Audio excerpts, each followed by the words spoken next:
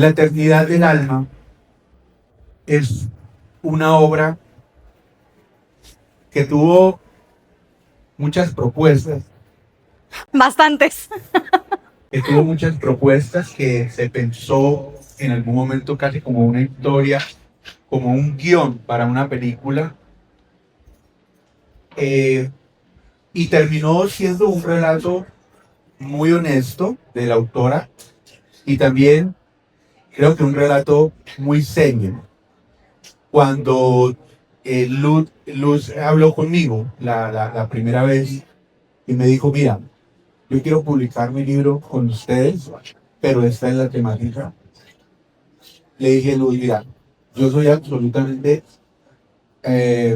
respetuoso de lo que cada persona cree y especialmente me gusta que se aborde cualquier tema desde el compromiso, la responsabilidad, la coherencia. Y me dijo, yo cumplo con eso. Entonces, La eternidad del alma es un libro sobre la muerte, pero no como un duelo, no como un dolor, no como nos han enseñado a ver. Entonces, bienvenida, le damos un aplauso. Gracias. Y vamos Gracias, a iniciar gracias. vamos a iniciar esta conversación. Bueno, háblanos de la motivación. ¿Qué te movió a construir esta historia?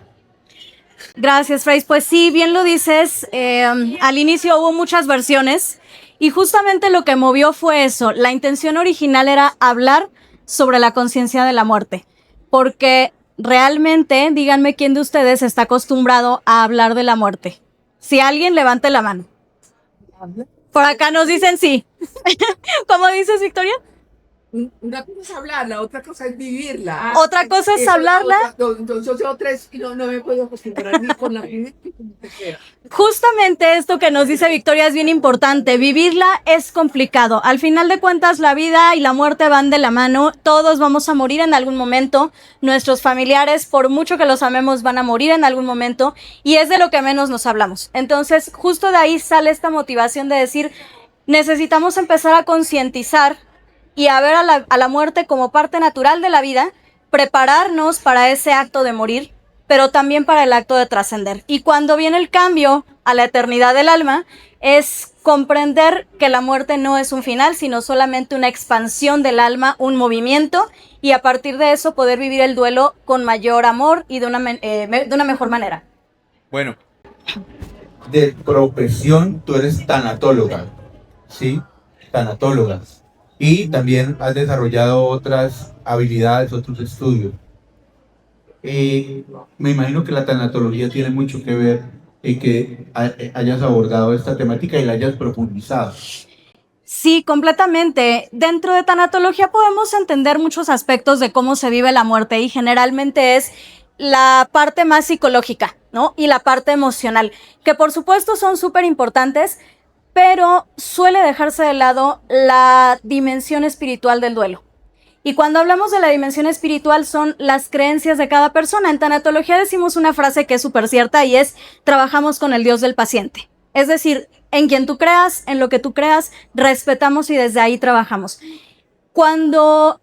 Estos últimos meses me he dado cuenta, ya desde el año pasado, que cuando la persona tiene una concepción y un sistema de creencias sobre la muerte, no como este final, facilita el proceso de no solo la aceptación, sino de volver a la vida, volver a disfrutarla, volver a abrirse con gozo. Entonces, de ahí es donde surge el integrar la parte de tanatología con esta dimensión espiritual.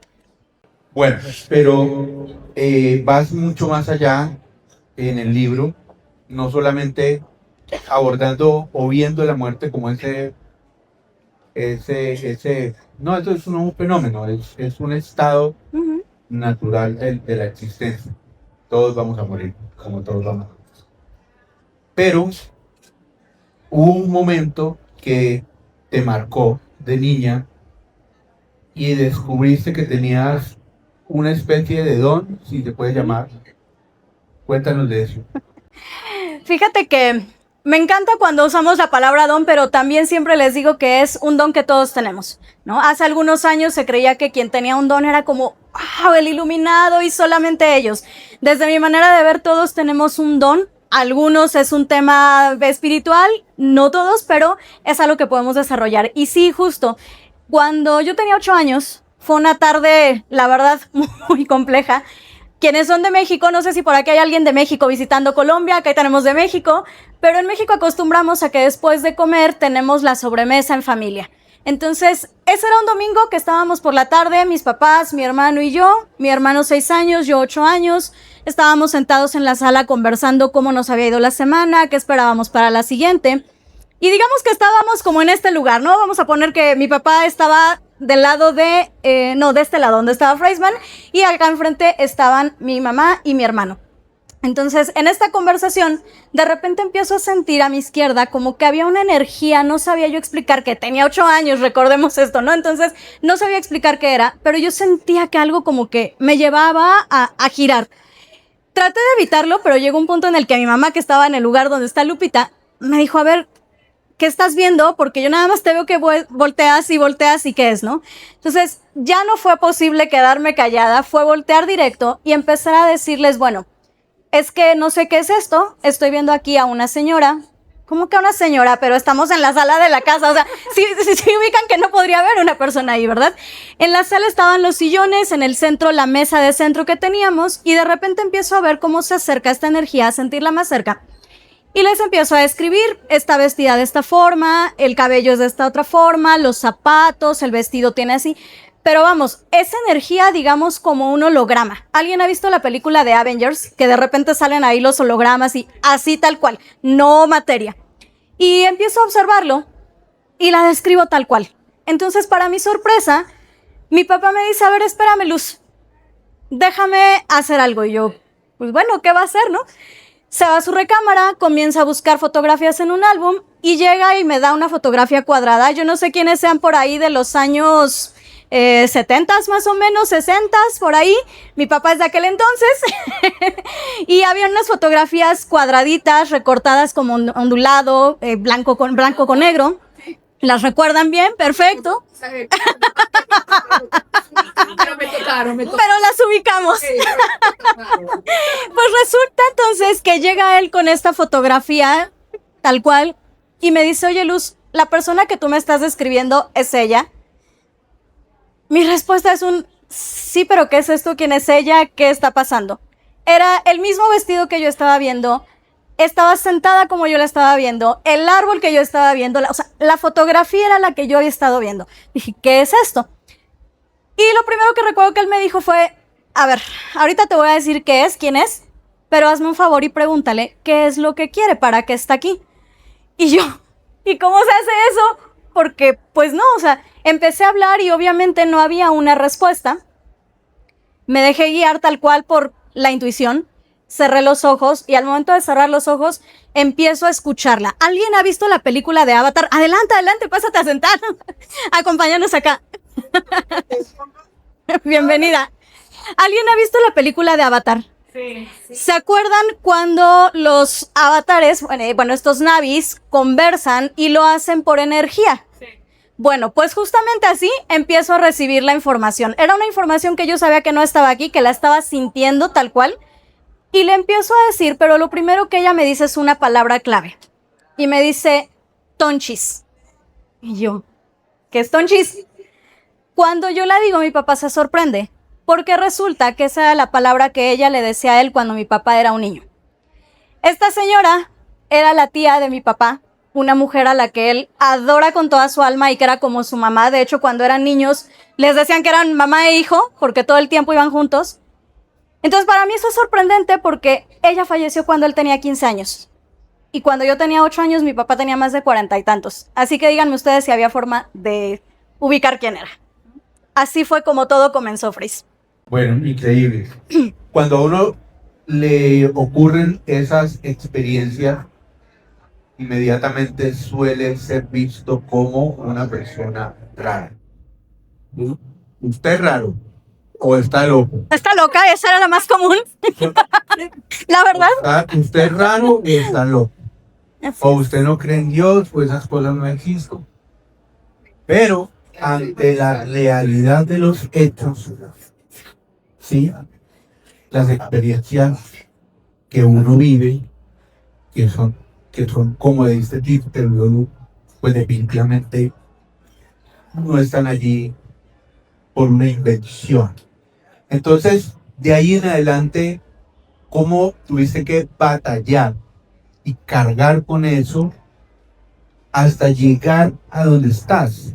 Es decir, frente a un público, hoy estás hablando aquí, has hablado en medios, y ya tú lo abordas con el profesionalismo, con el criterio y con el carácter que se requiere. Pero ¿cómo ha sido ese camino para llegar ahí?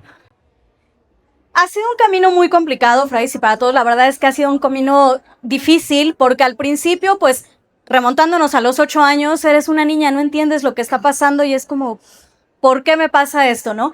Y me acuerdo que de hecho en una parte del libro platico un poco cómo yo iba en una escuela de primaria y el clásico, yo no sé si acá en Colombia también se estila, díganme si sí, me levantan su mano, pero allá en México, no me dejarán mentir, se estila mucho que dicen cuando en la primaria, es que en el baño se aparece alguien, es que en el convento, es que en tal lado se te aparece, no sé si les pasa también acá. Sí. Es de Latinoamérica general, entonces resulta que mis compañeros, mis pocos amigos que tenía en ese momento, pues lo decían como de la broma, ¿no? Ay, es que si vas al baño se te aparece, es que... Y yo era como de, pero es que sí es, ¿no? O sea, pero ¿y cómo expresarlo, cómo explicarlo? Era complicado. Además, por el sistema de creencias que en ese momento teníamos en mi familia. Entonces, era un poco difícil. Fue algo que callé muchos años, Frey. La verdad es que más de 10 años. Hasta que, pues, hace 14 años fallece mi bebé en el proceso de gestación. A los pocos meses fallece mi abuelito, que fue como mi segundo papá. Entonces, decías hace rato, Victoria, cuando vivimos la muerte, nadie nos prepara para ello. Sabemos que es lo único seguro, pero nadie nos prepara. De ahí fueron 3 años muy difíciles para mí. Yo decía que mi duelo fue ir como zombie por la vida, porque para mí no tenía sentido la vida. Tenía a mi hijo mayor, bueno, tengo a mi hijo mayor, pero con todo ello yo decía, pues él está bien, tiene a mi familia, o sea, si yo me voy ya, no, decía, Dios, ya llévame, yo como para qué, si ya qué sentido tiene. Fueron 3 años, casi 4 de esa forma, tomé terapias, hice tanatología, por supuesto, o sea, todo lo referente a la parte más emocional y psicológica. Me ayudó muchísimo, pero al final estaba ese pendiente de necesito algo más, no entiendo qué más.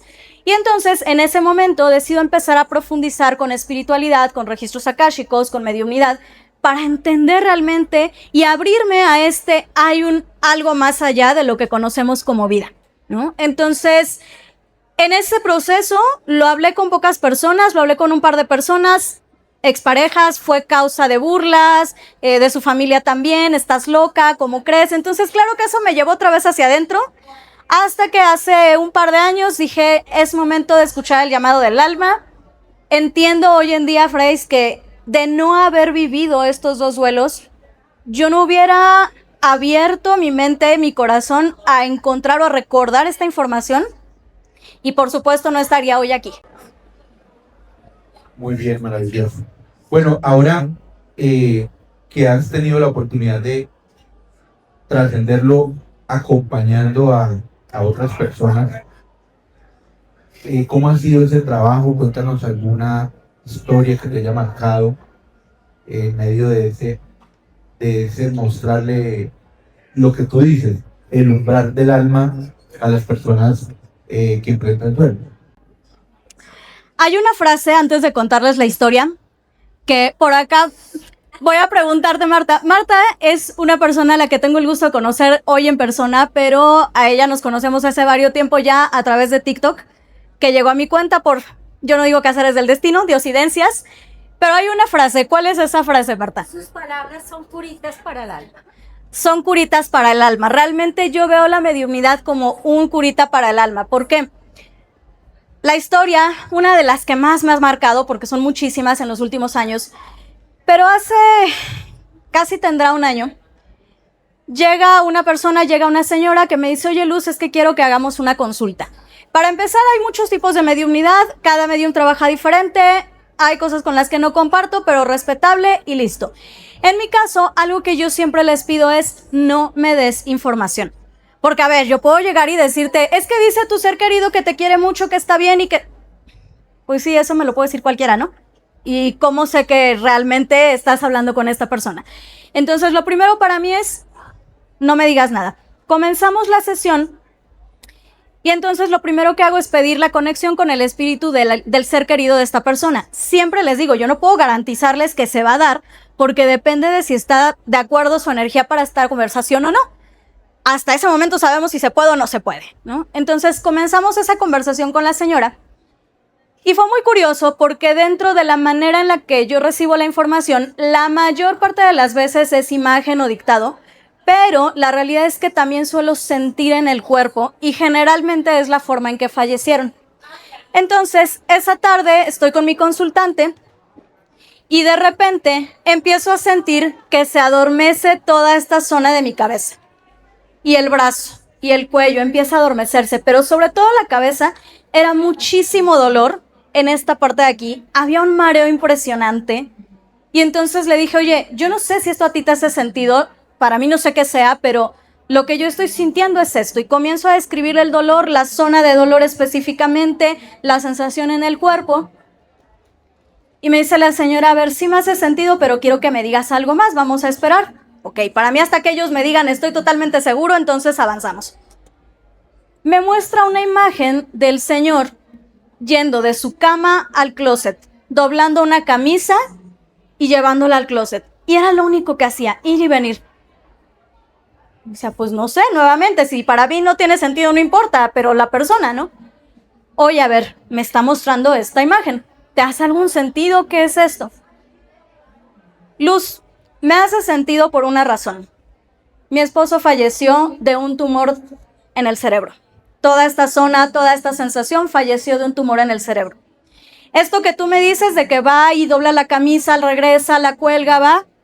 Sí, eso era lo último que él hacía porque vivía como en un loop. Él ya no era como muy consciente. Lo último que hacía antes de caer ya en cama y todo este proceso.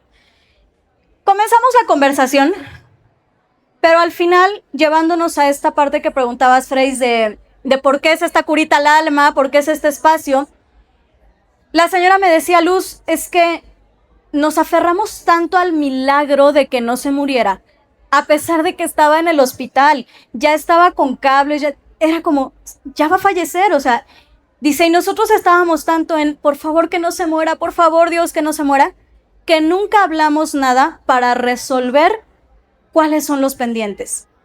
¿Hay testamento? ¿No hay testamento? ¿Qué vamos a hacer cuando fallezca? ¿En dónde lo vamos a enterrar? ¿Cómo? Nada hablamos de eso. Dice, y ahorita estamos peleando todo el tema de testamento, muchas otras cuestiones que si hubiéramos sabido esto antes, nos preparábamos para ello. Este espacio permitió que ellos pudieran hablar, hicieran pues las paces. Yo les digo que es un espacio para despedirse, para hacer ese cierre amoroso, pudieran cerrar en paz y él seguir su camino, porque también ellos pueden estar viviendo su proceso de duelo, no solo nosotros. Bueno, ahora el tema de la mediunidad, ¿cierto? Me llamó mucho la atención porque un día me dijiste, Breyman, yo abordo esto de tal forma que no lo hago en público, ¿no? Esto es muy, muy personal. ¿Cómo se siente la gente cuando se enfrenta a una experiencia de estas por primera vez?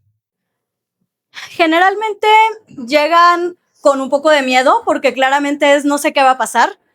Llegan con la duda de podremos o no podremos.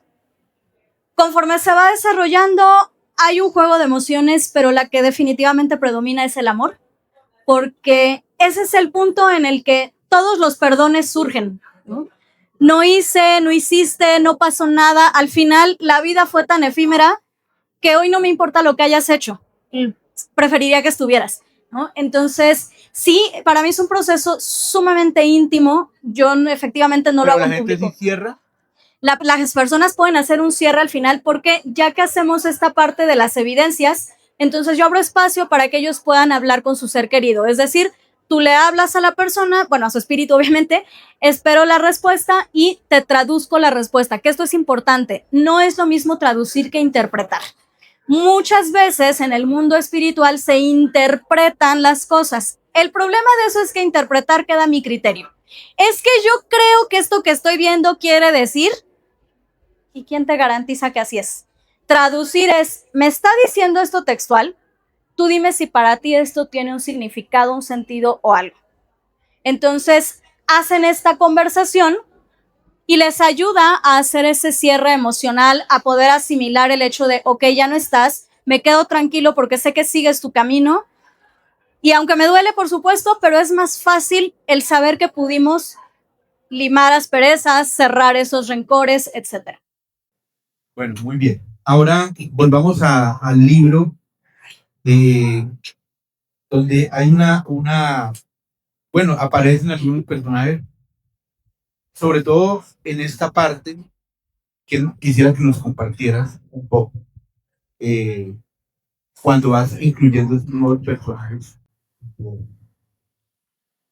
Bueno, justamente les voy a leer esta pequeña parte en donde dice, lo primero que nos toca es entender que somos espíritus, no solamente humanos.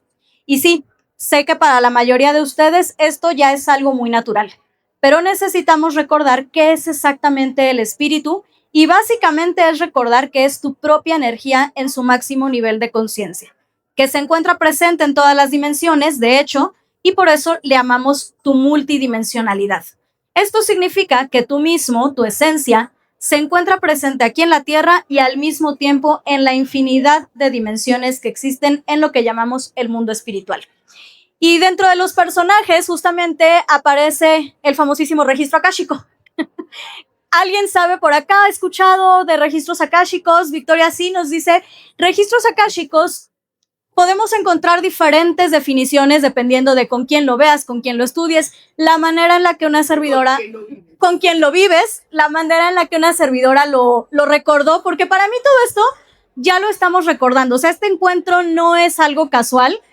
Todos los que estamos aquí somos almas que muchísimo antes de encarnar acordamos encontrarnos hoy en la Feria Internacional del Libro de Bogotá para recordar juntos esto. No es algo nuevo.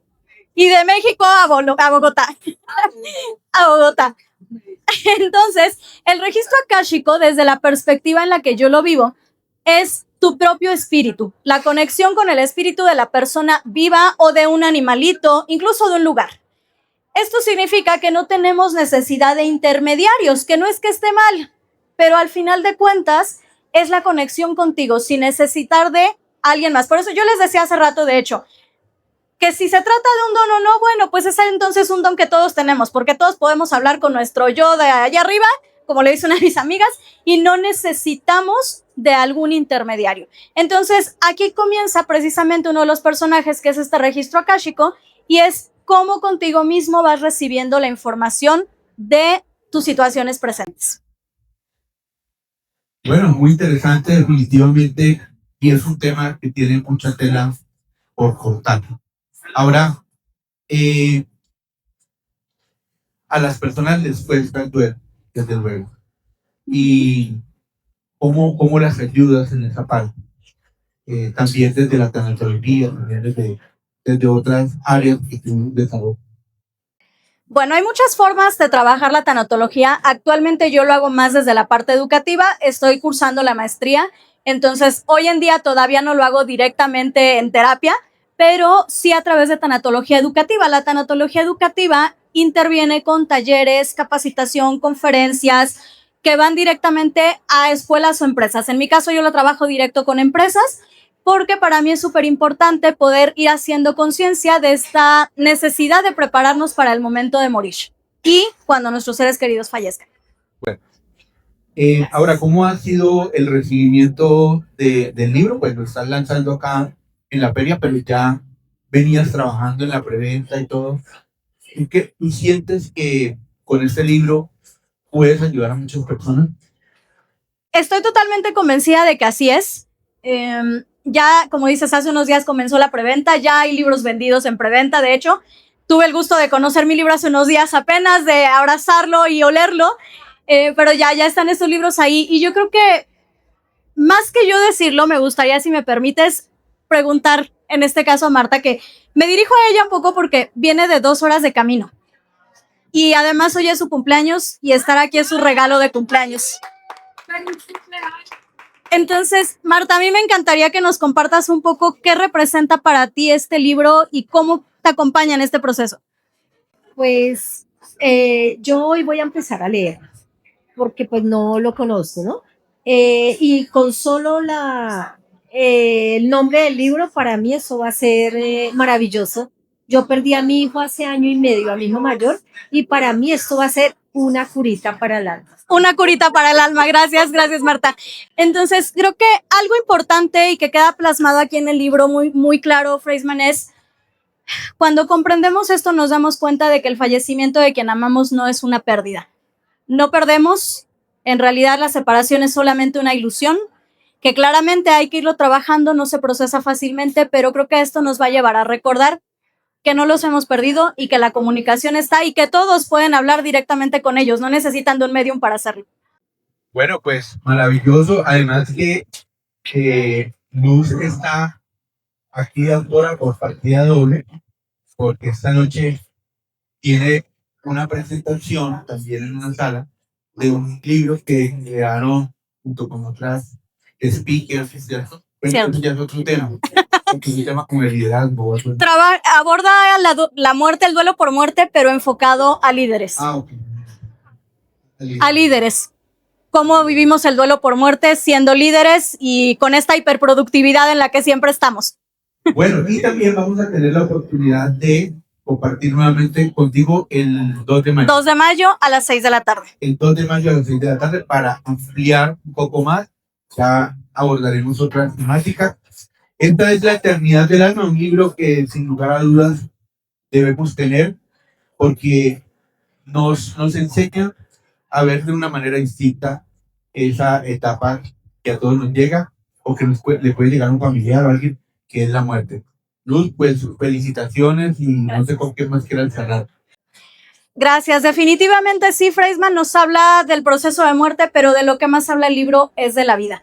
Porque si de algo estoy convencida es que hablar de la muerte es un acto de amor que nos lleva a reconciliarnos con el acto de vivir. Bueno, pues un aplauso. Un aplauso bien grande. Vamos a pasar a la firma de libros. Así que para las personas que quieran tener hoy La Eternidad del Alma de Luz Guimaraes,